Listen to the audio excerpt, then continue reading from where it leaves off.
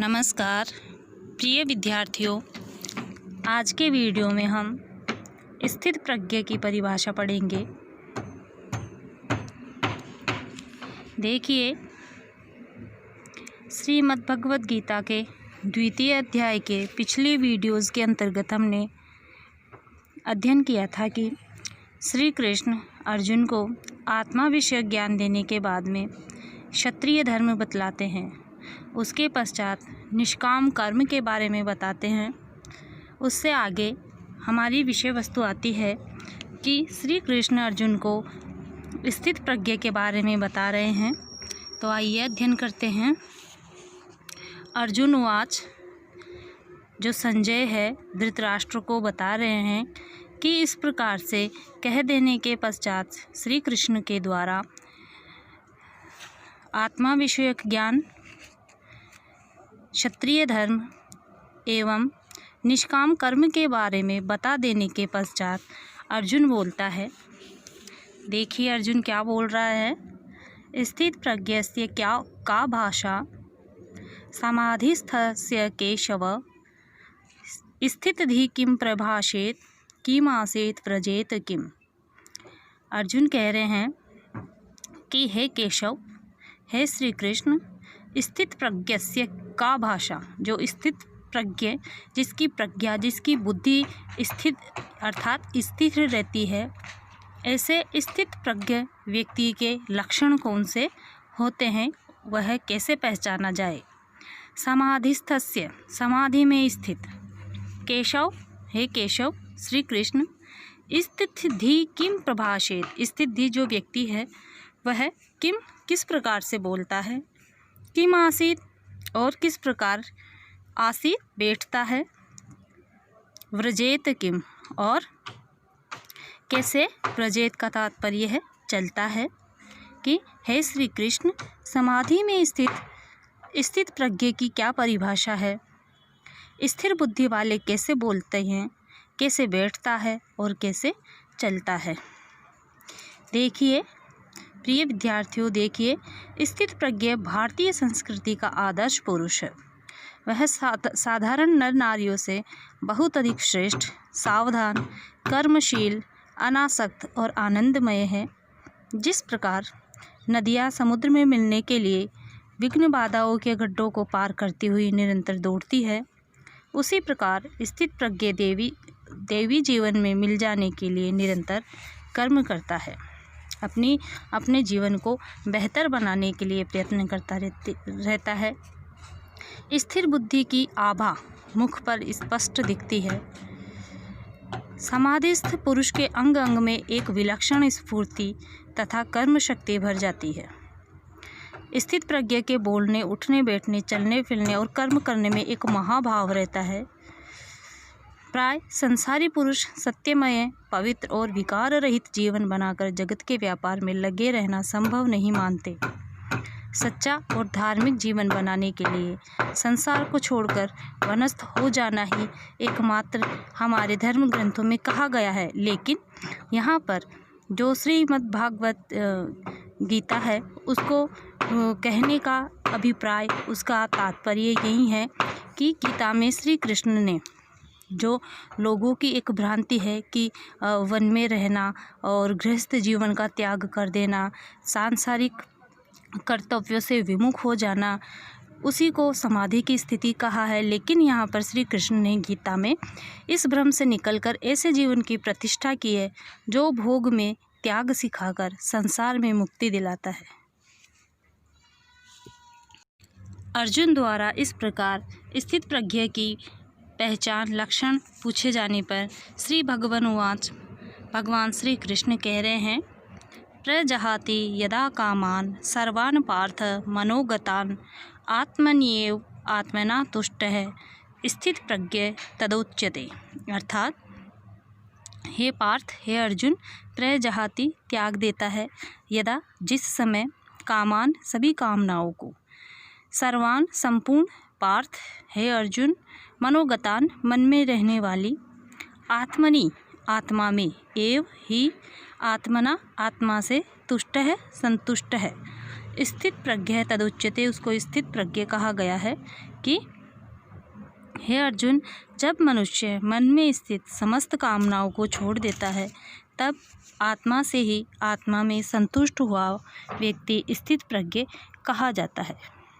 प्रिय विद्यार्थियों, देखिए कि जगत में अनेक प्रकार के विचार और भाव से आकर मन में घुसने का प्रयत्न करते हैं, कि बाहर से मन में अनेक प्रकार के विषैले भाव आने का प्रयत्न करते हैं। जीवन की ज्योति को अंधेरे से बढ़कर बुझा देने के लिए प्राणमय लोक की अनेक कामनाएं और आसक्तियां उठती है।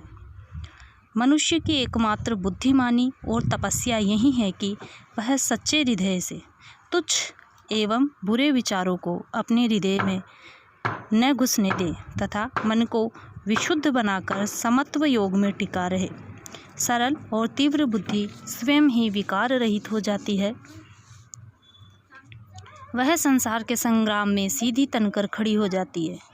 किसी भी अवस्था में विचलित न होने वाली सूक्ष्म, तीव्र और सरल बुद्धि की शक्ति अनंत है। उसकी एक किरण भी जीवन को प्रकाशमान कर देती है। ऐसे दृढ़ बुद्धि वाले अथवा स्थित प्रज्ञ के लक्षण इस प्रकार से कहे गए हैं। देखिए कि मन की सब कामनाएं छोड़ देने वाले को स्थित प्रज्ञ कहते हैं और आत्मा में संतुष्ट रहने वाले व्यक्ति को स्थित प्रज्ञ कहते हैं। कुल मिलाकर भावनाएं यह है कि अपने हृदय के अंदर, अपनी आत्मा के अंदर बुरे विचारों को नहीं आने दे और जो भी इंद्रियों के विषय है उनको अपने वर्णाश्रम धर्म के अनुसार उनका भोग करना चाहिए एवं संसार के माया मोह के प्रपंच में नहीं पड़ना चाहिए और अपने कर्तव्यों को निभाना चाहिए। इसी बात को इस प्रकार से भी कह सकते हैं कि कामनाएं मनोगत होती है। मनुष्य स्वभावतः ही यश, मान, सुख, भोग, प्रभाव, अधिकार आदि पाने की कामना करता है। इंद्रियों के विषय भोग उसे अपनी ओर खींचते हैं। वह किसी न किसी प्रयोजन से कर्म करता है, क्योंकि बिना किसी प्रयोजन के कोई कर्म नहीं होता और जहाँ कर्म है वहाँ कामना अवश्य होती है। लेकिन कामनाओं के रहते हुए भी ज्ञानी और अज्ञानी अथवा आसक्त और अनासक्त पुरुष के कर्मों में अत्यधिक अंतर होता है। ज्ञानी अथवा अनासक्त योजना बनाकर विचारपूर्वक उद्योग पूर्ति के लिए कर्म करता है। वह उद्देश्य पूर्ति के लिए हीन और गलत काम नहीं करता। ज्ञान, शक्ति, प्रेम, आनंद, उत्साह, सत्य और परमेश्वर के योग से कर्म करता है। सेवा, परमार्थ और दिव्य जीवन की प्राप्ति के लिए कर्म करता है। शांत व समाहित चित्त होकर प्रकृति के नियमों के अनुसार कर्म करता है। अपने समग्र मन, प्राण और चेतना को एकाग्र तथा संगठित करके कर्म करता है। विपत्ति, शोक, अपमान, पराजय आदि से दृढ़ रहकर कर्तव्यों को नहीं छोड़ता। पापों, भूलों, अपराधों अथवा त्रुटियों के जानकर उन्हें छोड़ने का प्रयत्न करता है। सदा आत्मा में निमग्न रहकर पवित्र और दृढ़ बुद्धि से कर्म करता है। अपनी इसी बात को आगे बढ़ाते हुए श्री कृष्ण कह रहे हैं कि दुखेषु अनुद्विग्न मनः सुखेषु विगत स्पृह पीति राग भय क्रोध स्थित धी मुनि उच्यते। अर्थात दुखेषु, दुखों की प्राप्ति में, अनुद्विग्न मना, जिसका मन उद्विग्न नहीं हो, उत्तेजित नहीं हो, क्षोभ रहित, दुख रहित, क्रोध रहित हो। सुखेषु, और सुख की प्राप्ति में, विगत स्पृह, जिसकी आसक्ति भली भांति छूट गई है, कामना छूट गई है। स्पृहा कहते हैं कामना को, जिसकी कामना चली गई है। वीत राग भय क्रोध है, जिसके राग, भय एवं क्रोध निवृत्त हो गए, बीत गए हैं। स्थित धी, स्थिर बुद्धि वाले, मुननः, ऐसा मुनियों ने उसे कहा गया है। अर्थात ऐसा मुनि स्थित प्रज्ञ कहा जाता है। दुखों में जिसका मन उद्वेग रहित है, सुखों में जिसकी स्पृहा दूर हो गई है और जिसके राग, भय और क्रोध नष्ट हो गए हैं। अर्थात दुख, सुख, लाभ, हानि, जय, पराजय आदि सभी स्थितियों में समान मन वाली स्थिति को ही स्थित धी कहा है। यह सर्वत्र अनभिस्नेह तत्तत् प्राप्य शुभाशुभम नाभिनंदन्ति न द्वेष्टि तस्य प्रज्ञा प्रतिष्ठिता। देखिए इस पद्य में श्री कृष्ण क्या कह रहे हैं कि यह सर्वत्र, जो सब जगह है, सभी अवसरों में, अनभिस्नेह, स्नेह जिसने छोड़ दिया है, इस प्रकार का, तत्तत् प्राप्य शुभ अशुभम, तत्तत् उस प्राप्य प्राप्त करके, शुभ अशुभम शुभ एवं अशुभ वस्तु को, चाहे प्रिय हो चाहे अप्रिय हो, मिलने वाली प्रत्येक प्रकार की वस्तु, प्रत्येक प्रकार की स्थिति, उन सभी में स्नेह रहित हो। न अभिनंदन्ति, जो न फूलता है अर्थात न प्रसन्न होता है, न द्वेष्टि, न द्वेष करता है, तस्य प्रज्ञा प्रतिष्ठिता, उसकी बुद्धि स्थिर कही गई है कि सभी प्रकार के अवसरों में, दुख सुख, लाभ हानि, जय पराजय, रात दिन, सर्दी गर्मी, हर प्रकार की स्थिति में जिसने स्नेह त्याग दिया है, जिसने राग त्याग दिया है, इस प्रकार के व्यक्ति को स्थित बुद्धि वाला कहा गया है कि जो पुरुष सर्वत्र स्नेह रहित है, उस शुभ और अशुभ को प्राप्त होकर न प्रसन्न होता है न द्वेष करता है, उसकी बुद्धि स्थिर है। देखिए कि रात दिन के चक्र के समान ही दुख और सुख मिलते हैं, प्रिय अथवा अप्रिय समय आता है, लेकिन सुख की स्थिति में अत्यधिक प्रसन्न एवं दुख की स्थिति में अत्यधिक शोक में नहीं जाना चाहिए। कोशिश करना चाहिए कि हर प्रकार की स्थिति में व्यक्ति प्रसन्न रहे, नियमित रहे। इसी बात को यहाँ पे श्री कृष्ण ने बताया है। आगे पद्य में श्री कृष्ण स्थित प्रज्ञ की क्या परिभाषा बता रहे हैं, देखिए बहुत ही प्रसिद्ध श्लोक है। यदा संहरते चायम कूर्मो अंगानि सर्वशः इंद्रियाणि इंद्रियार्थेभ्य तस्य प्रज्ञा प्रतिष्ठिता। अर्थात यदा, जिस काल में, जिस समय, संहरते समेट लेता है, चायम यह जो स्थित प्रज्ञ व्यक्ति है, कूर्मः कछुए के समान, अंगानि इव अपने अंगों को, जिस प्रकार से कछुआ अपने अंगों को समेट लेता है, उसी प्रकार जो स्थित प्रज्ञ व्यक्ति है, सर्वशः सब ओर से, इंद्रियाणि अपनी इंद्रियों को, इंद्रियार्थेभ्य इंद्रियों के विषयों से, तस्य प्रज्ञा प्रतिष्ठिता उस व्यक्ति की बुद्धि प्रतिष्ठित स्थिर हुई मानते हैं कि जिस प्रकार से यह पुरुष जब सब ओर से इंद्रियों को इंद्रियों के विषय से समेट लेता है, जैसे कछुआ अंगों को, तब उसकी बुद्धि स्थिर होती है। देखिए संयम संपूर्ण साधनाओं का भंडार है। शारीरिक, मानसिक और बौद्धिक विकास के लिए सबसे पहले संयम की आवश्यकता होती है। तो संयम का तात्पर्य यह है कि यहाँ पे भगवत गीता के अनुसार संयम की परिभाषा यहीं बताई गई है, जो सांसारिक जीवन में रहते हुए अत्यधिक सांसारिक मोह माया में न फंसकर ईश्वर अर्पण बुद्धि से अपने सांसारिक जीवन का निर्वाह करता है, उसी को यहाँ पे संयमी कहा गया है। तो जिस प्रकार से कछुआ अपने सभी अंगों को समेट लेता है, उसी प्रकार से स्थित प्रज्ञ व्यक्ति भी अपनी इंद्रियों को इंद्रियों के विषय से समेट लेता है। भाव यह है कि इंद्रियों के विषय से समेट लेने का भाव यहाँ पे यही है कि इंद्रियों का संयमित भोग करना ही यहाँ पे इंद्रियों को समेट लेना कहा गया है। आगे श्री कृष्ण क्या कह रहे हैं, देखिए। तानि सर्वाणि संयम्य युक्त आसीत मत्परः वशे ही यस्य इंद्रियाणि तस्य प्रज्ञा प्रतिष्ठिता।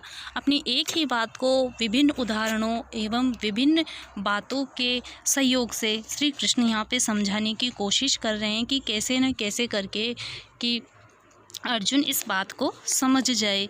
तो देखिए कि तानि सर्वाणि, उन सभी, संयम्य रोककर या संतुलित होकर, युक्त है समाहित चित्त होकर, आसीत स्थित हो, मत पर मेरे परायण हुआ व्यक्ति अपने इंद्रियों को वश में रखकर वश में होती है। क्योंकि यस्य, जिस पुरुष की इंद्रियाणि इंद्रिया, तस्य उसकी प्रज्ञा प्रतिष्ठित होती है कि तानि सर्वाणि संयम्य मत पर युक्त आसीत, वह अपनी सभी इंद्रियों को संतुलित करके समेट करके मत पर युक्त आसीत, मेरे अधीन हो जाए ही यस्य इंद्रियाणि वशे तस्य प्रज्ञा प्रतिष्ठिता। क्योंकि जिसकी इंद्रिया वश में है उसी को स्थित प्रज्ञा यहाँ पे कहा गया है।